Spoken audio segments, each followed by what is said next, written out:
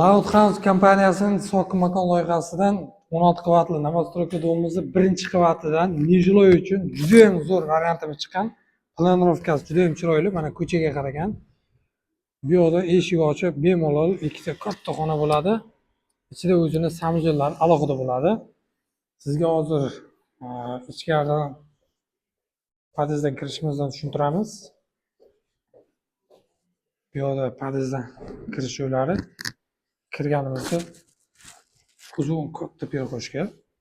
Perxoshkamizda alohida samozyonlar, bu yoqda vannaxonasi bor. Hozir svetda pul to'lagan ekan.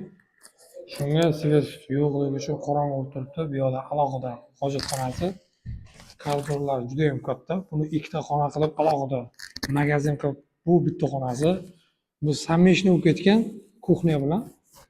Bu yoqda kuxnya qilingan alohida. Bu yoqda studiya variant bo'lgan xona.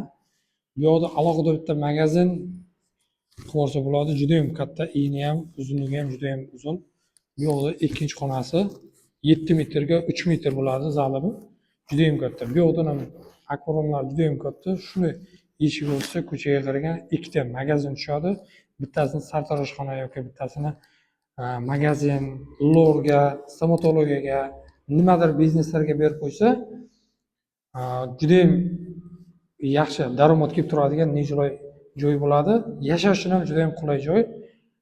Bu xonadonimizning kvadrati 63,5, salkam 64 kvadrat bo'lgan kvartiramizni narxi 56 ming so'ralyapti. Ustida kelib baraka qilib savdo qilinadigan joyi bor, yana kelishtirib beriladi. Faqat kelish kerak, bosish kerak.